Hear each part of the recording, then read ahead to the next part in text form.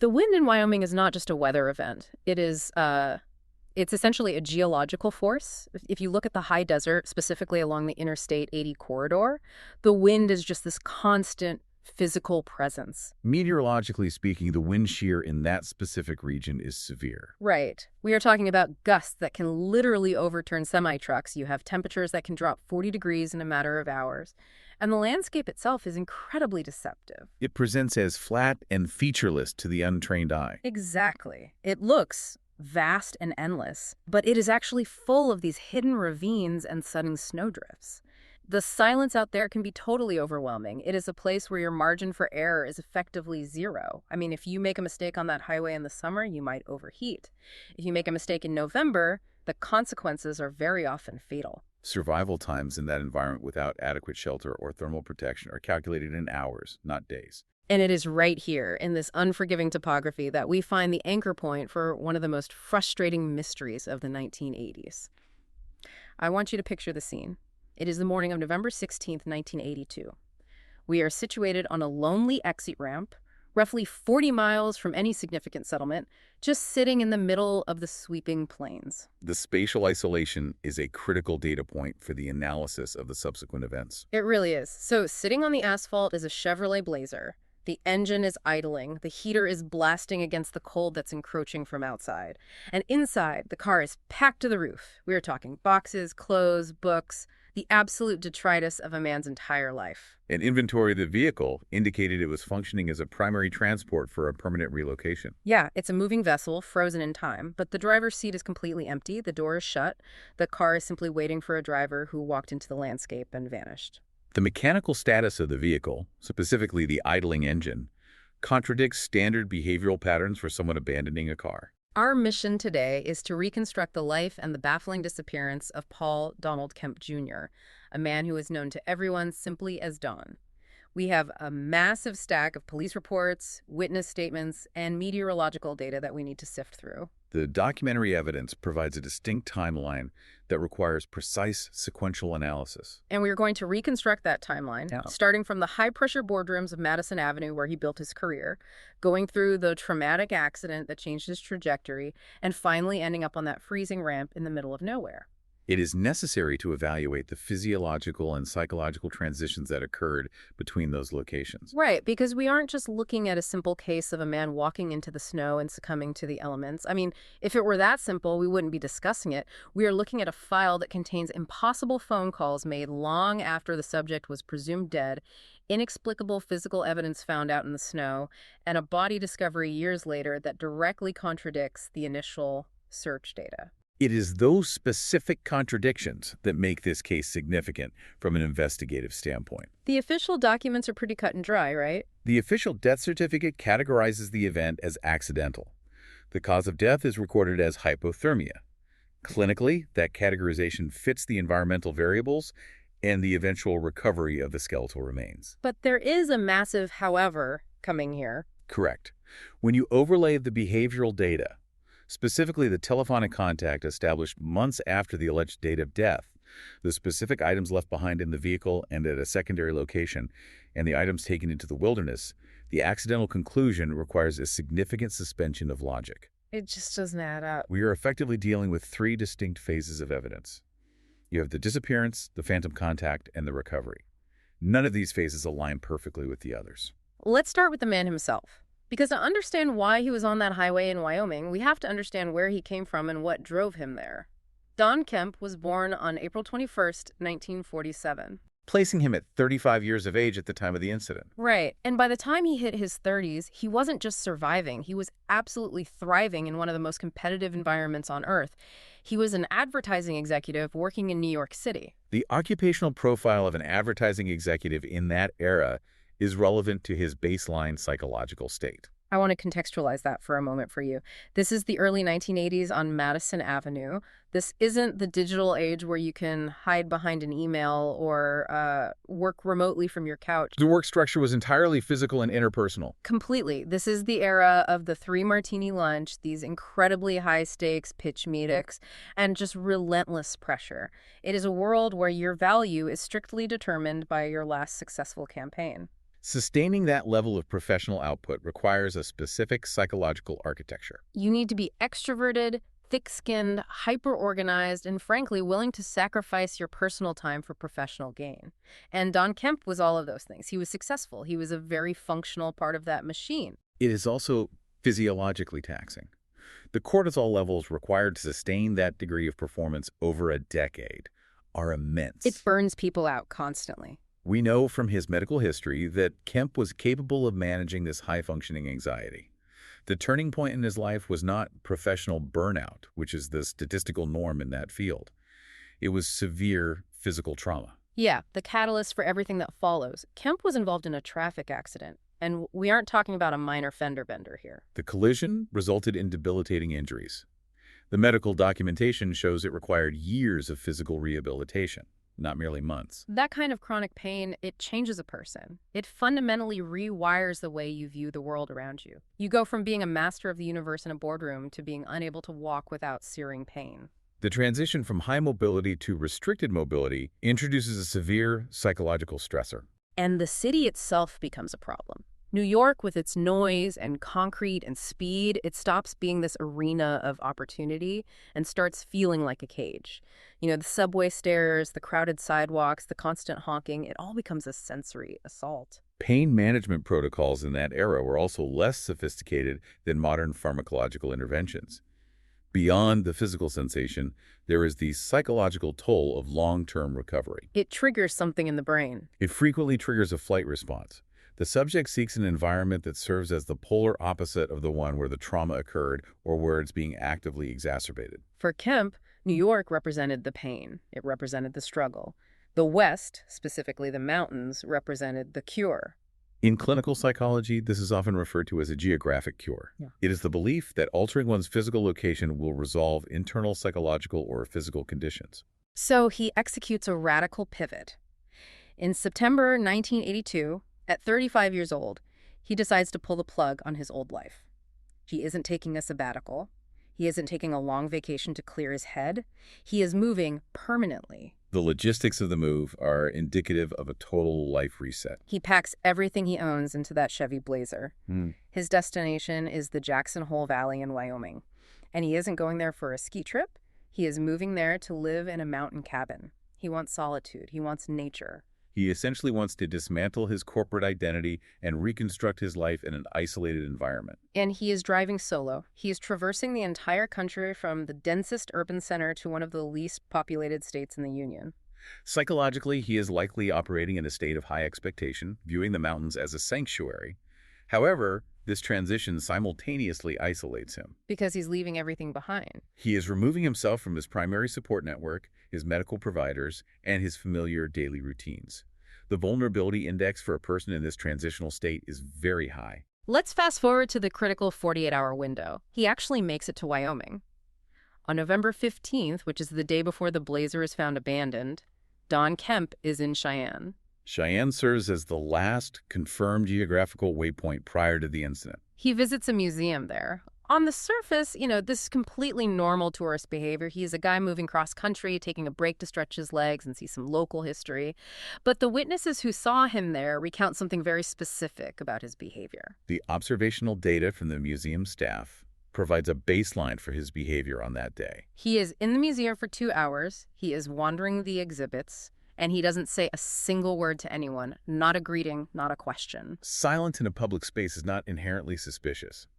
However, it does indicate a degree of social withdrawal. He is observing but not interacting. He is physically present but socially disengaged. The critical detail, however, is not his silence. It is the physical evidence left at the location upon his departure. This is where things start getting really strange. When he leaves the museum, he leaves his briefcase behind. The abandonment of the briefcase is the first hard forensic evidence indicating that his mental state was either deteriorating or severely distracted. And this isn't just a bag of random papers. We have the actual inventory list of what was inside. It contained his diaries, which represents his internal monologue and private thoughts. Exactly. It contained his traveler's checks, which, remember, in 1982, that was his primary source of funding for this move. It contained his address book, which was his only link to his contacts and friends back home. And perhaps most critically, It contained his glasses. The glasses represent the primary anomaly in this inventory. Because he couldn't see without them. Kemp was clinically myopic. He required corrective lenses to drive. This is especially critical on an interstate highway where depth perception and distance vision are non-negotiable requirements. To leave behind your money is a massive mistake. But to leave behind your ability to see is a literal survival risk. Driving Interstate 80 without corrective lenses, particularly in November when visibility is already compromised by flat lighting and unpredictable weather patterns, is highly irrational. It makes no sense. It suggests he was fleeing the location in a state of panic, or he was operating in a fugue state where the functional importance of these objects failed to register cognitively. So he drives away from the museum in Cheyenne, essentially half-blind and completely broke. We don't have a record of the exact route he took or what was going through his mind during those intervening hours, but we know exactly where he stopped. The spatial coordinates of the vehicle recovery provide the next data point. The morning of November 16th, a highway patrol officer finds the Blazer sitting on that exit ramp. It is a full 40 miles from the nearest town. Analyzing the vehicle mechanics and the environmental setting is crucial here. The engine was running. Right. The heater was on. In 1982, fuel injection was becoming more common, but idling an engine consumes a measurable amount of fuel. If a driver is 40 miles from the nearest refueling station, they do not leave the car running unless they intend to step out for a very brief duration, perhaps 30 seconds to inspect a tire or relieve themselves. It implies a temporary interruption. It implies an interruption of intent. He stopped the vehicle, he exited, and he failed to return. And the interior of the car completely confirms he didn't plan to leave it for long. Like we said, it was packed so incredibly tight with boxes. There was barely room for him to sit in the driver's seat. He couldn't have slept in there if he wanted to. The vehicle was functioning exclusively as cargo transport. But there's absolutely no sign of a struggle. There is no broken glass on the asphalt. There's no blood in the cabin. There are no signs that someone opened the door and dragged him out against his will. The door was simply closed behind him. The absence of struggle markers points toward a voluntary exit. Nobody forced him out. If the subject had been carjacked, the vehicle would statistically have been stolen. At the very least, a perpetrator would turn the engine off to conserve fuel. Leaving the engine idling suggests the driver was the last individual to touch the ignition and fully intended an immediate return. So the police find the car, and they immediately start a grid search of the surrounding area. And they find a track, a single set of footprints leading through the snow.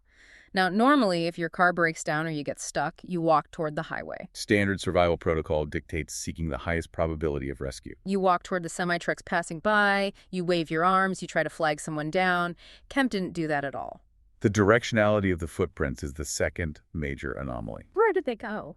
The tracks lead perpendicular to the roadway, heading directly into the open prairie wilderness. The distance measured was 6 miles. That is nearly 10 kilometers. Walking through deep snow without proper winter gear and presumably without his glasses. The caloric expenditure and physical exertion required for that distance in those conditions are immense. It is a grueling physical output, not a casual disorientation. And remember the landscape we talked about? Searchers noted that a human figure wearing a dark coat would stand out against the white snow for miles in any direction. It is a high-contrast visual environment. Visual detection from the roadway would be highly probable. If he had just stayed near the car or walked along the shoulder of the highway, he would have been seen by the patrolman or a passing trucker almost immediately. By walking 6 miles into the void, he was effectively making himself invisible to the road. He was actively walking away from salvation. The tracks eventually led to a specific physical structure, an abandoned barn. The only shelter out there. It was the only constructed shelter within the immediate geographic radius. Inside the structure, investigators discovered a pile of sticks that had been arranged to start a fire. Which makes sense. It indicates a rational survival instinct. The subject was experiencing hypothermia, recognized the biological need for external heat, and attempted to construct a thermal source. But then, the evidence inside the barn becomes totally contradictory. Alongside the sticks, they found 3 of his socks. 3 individual socks. What a pair. 3. And he never actually got a fire going. He just arranged the wood and left it there.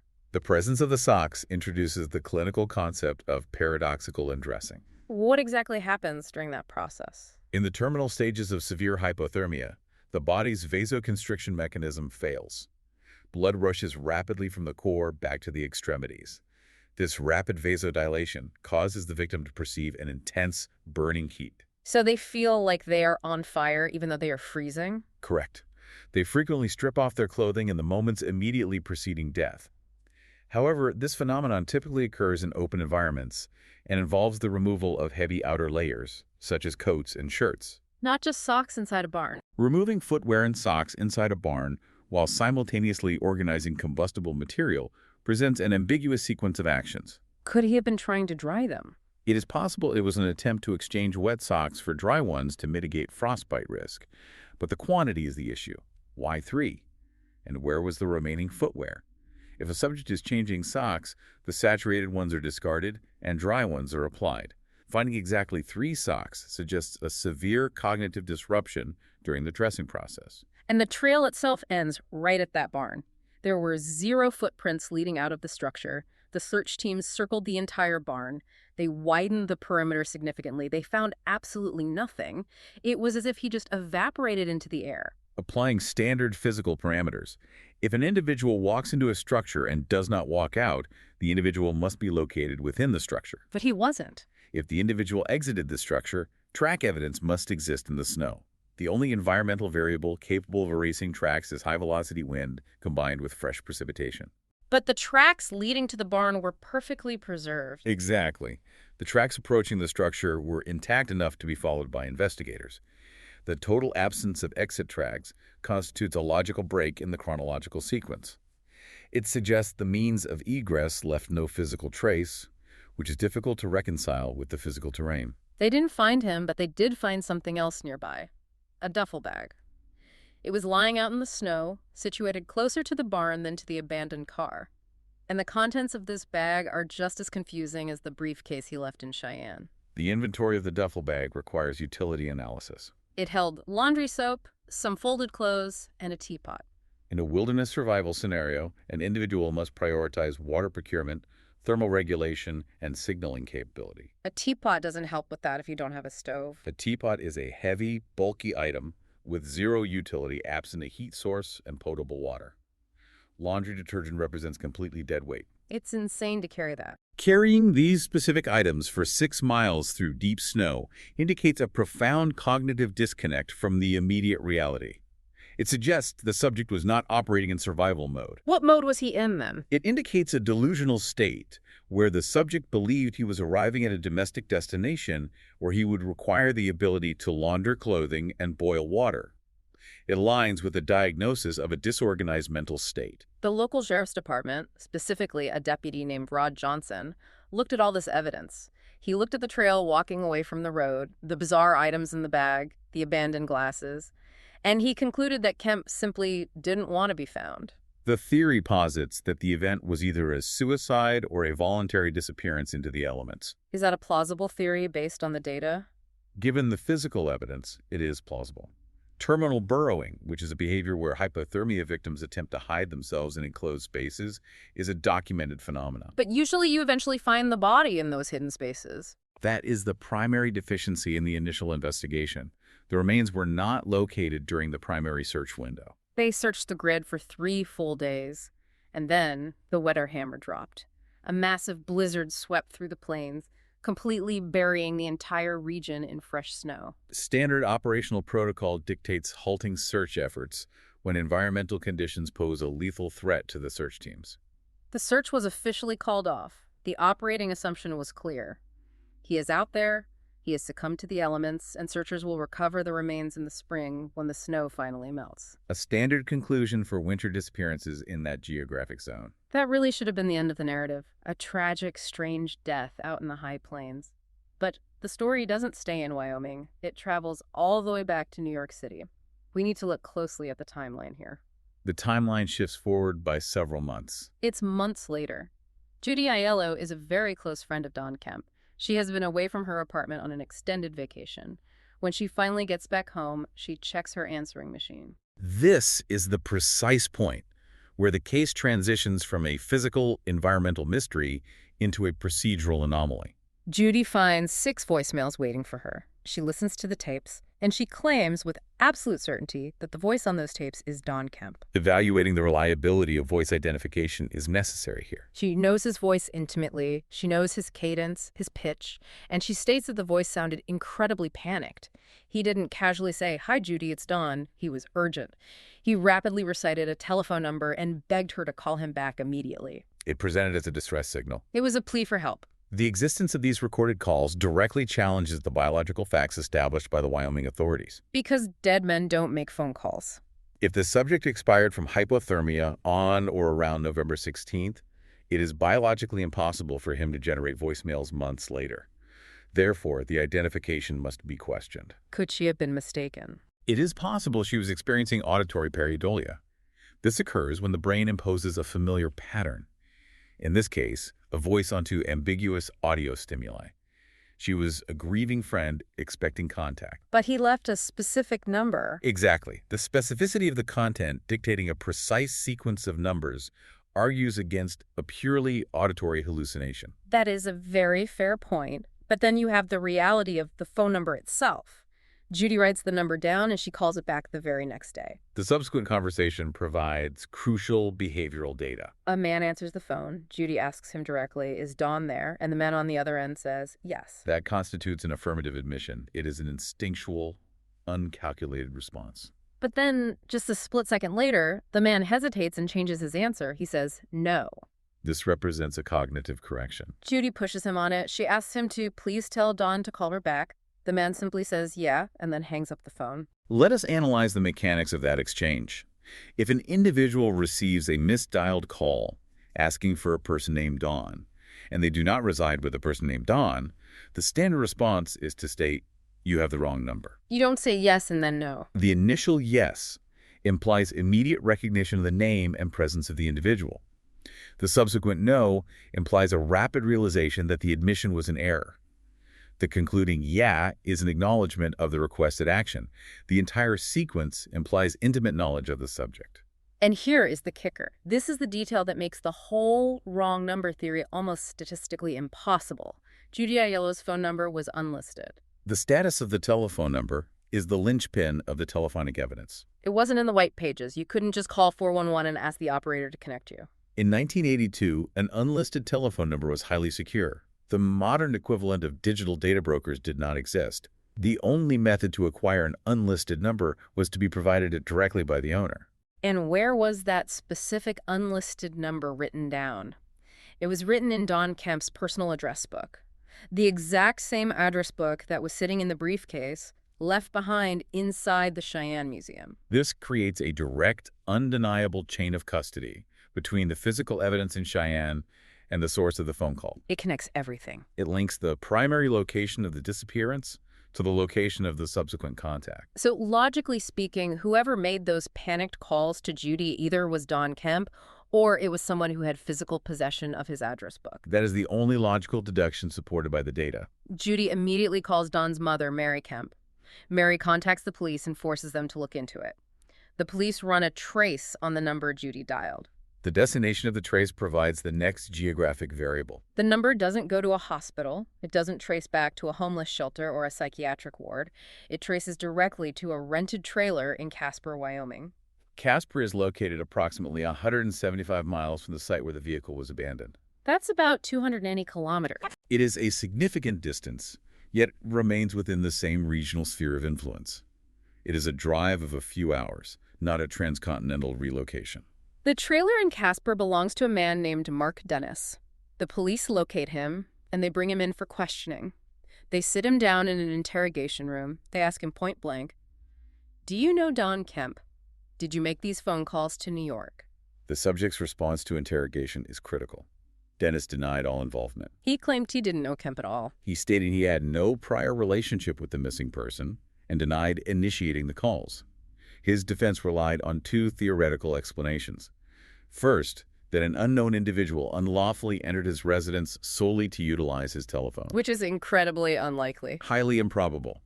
The second explanation was that the telephone company experienced a mechanical routing error. A routing error that just miraculously happened to connect directly to the unlisted number of the best friend of a missing man whose car was found just down the highway. That is statistically astronomical. It borders on mathematical impossibility. The probability of a random routing error connecting specifically to Judy Aiello in New York is virtually zero. However, during the investigation, Dennis remained cooperative with law enforcement. He agreed to take a polygraph examination. He consented to the testing, We really need to talk about the polygraph for a second. In the 1980s, these machines were treated by the public like absolute truth machines. which is a clinical inaccuracy. A polygraph machine merely measures physiological arousal. It records fluctuations in heart rate, galvanic skin response, and respiration. It measures stress. It detects autonomic stress indicators, not deception. An individual with a sociopathic profile can pass a polygraph easily because they do not experience physiological stress when fabricating information. And innocent people can fail them. Conversely, an innocent individual may fail the examination simply because the interrogative environment induces terror. But Mark Dennis passed his test. The polygraph operator recorded no physiological indications of deception. The authorities interpreted this metric as an indication of innocence. Or at least they realized they had zero physical evidence to prove otherwise. Legally, the past examination cleared him as a primary suspect. But Mary Kemp, Don's mother, she wasn't buying any of it. She travels all the way from the East Coast to Wyoming. She wants to look Mark Dennis directly in the eye. She wants to know if this man is hiding her son. The confrontation introduces a new behavioral variable from the subject. Dennis completely refuses the meeting. He won't speak to her. He immediately retains legal counsel. And then, just 3 weeks after the police initially interview him, he moves. He packs up his entire life and leaves Casper. Spatial relocation following interrogation is frequently interpreted as an indicator of guilt. It is categorized as flight behavior. It looks incredibly suspicious. However, analyzing it objectively, it can also represent the rational reaction of an innocent individual who perceives they're being subjected to unjustified harassment for a crime they did not commit. Escaping the scrutiny is a logical response. But the timing of it, moving immediately following the intense pressure, it absolutely added fuel to Mary Kemp's suspicion. It solidified her hypothesis regarding his involvement. Then come the actual sightings. We have multiple witnesses in Casper. And again, notice the location. Casper, the exact same city where the phone calls originated, claiming they saw Don Kemp alive and walking around. The temporal placement of these sightings occurs after the presumed date of death. One sighting was reported at an Abraham Lincoln historical exhibition in town. Another sighting was placed at a local bar. Eyewitness testimony is notoriously malleable and statistically unreliable. People see what they want to see. Human memory is a reconstructive process, not an objective video recording. If the public observes a photograph of a missing individual in the media, they frequently transpose those facial features onto random strangers they encounter. But it's the location that matters. The geographic clustering of the data points is the primary issue. The telephonic contact originated in Casper. The visual sightings occurred in Casper. This creates a locus of activity that directly contradicts the prevailing narrative of a wilderness death. It suggests he was surviving in that town. It suggests a secondary timeline of survival. So we have 3 working theories at this point in the investigation. Theory A, the prank. Someone finds the abandoned briefcase in the Cheyenne Museum, steals the address book, and decides to terrorize Judy in New York. Evaluating the prank theory requires analyzing the tone and logistics. The audio recordings indicate the caller was panicked and pleading. Not laughing or making jokes. Prank calls traditionally exhibit mocking, obscene, or silent characteristics. Furthermore, why select Judy? Why not contact the immediate family or a corporate associate? And geographically, it doesn't make sense. Logistically, the prankster would need to be located in Casper to initiate the trace, while the briefcase was recovered in Cheyenne. This requires the perpetrator to physically transport the address book 175 miles before initiating the call. It requires a highly committed effort for minimal psychological payoff. Theory B, abduction. Don was forcibly taken from the museum. That explains why his glasses and money were left behind. He was physically forced out before he could grab them. It explains the genuine panic in the voicemail. It explains the yes-no interaction on the phone. Maybe he was being held captive by Mark Dennis. The abduction hypothesis aligns with the behavioral data, but fails when applied to the physical evidence. The car is the problem. Exactly. Who transported the vehicle to the desolate highway? If an abduction occurs in Cheyenne, what logical purpose is served by driving the victim's vehicle 175 miles west and abandoning it with the engine idling? It's too complicated. It necessitates a secondary accomplice or an excessively complex logistical maneuver. The abductor would be required to stage the vehicle, manually create a 6-mile track in the snow to simulate wandering, and then return to the Casper location. And Theory C, the mother's theory. Mary Kemp maintained a steadfast belief until her dying day that Mark Dennis explicitly murdered her son. She was resolute in her conviction. However, lacking physical remains, a confession, and faced with a past polygraph examination, law enforcement possessed no actionable leverage. The investigation completely hit a wall. The case remained stagnant due to a lack of physical evidence. Until October 1985. 3 full years have passed since the blazer was found. The seasons have cycled. The snow has melted and returned multiple times. We are back out in the wilderness, just a few miles from the exact spot where the car was abandoned. A group of hunters is walking through a ravine, and they find him. The recovery of human remains provides a definitive binary resolution to his status.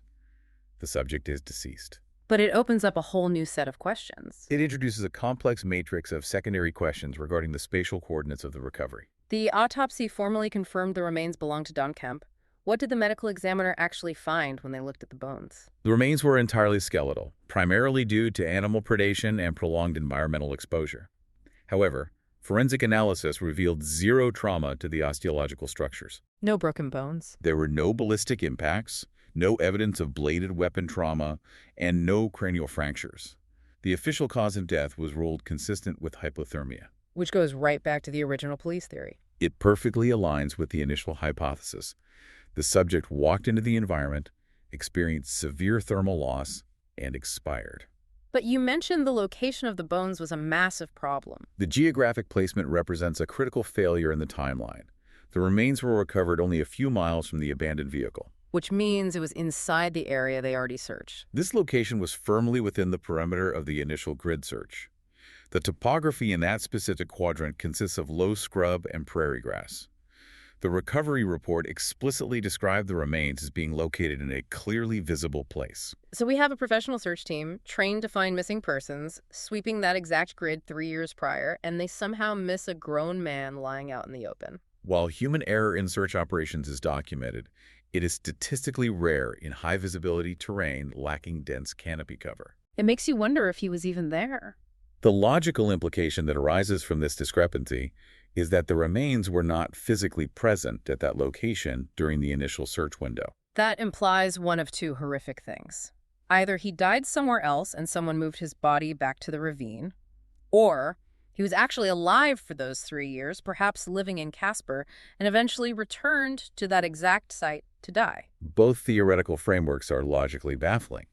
If the subject was the victim of a homicide, what possible motives exist for the perpetrator to return the remains to the primary search zone years later? It just increases the risk of getting caught? It unnecessarily elevates the risk of detection.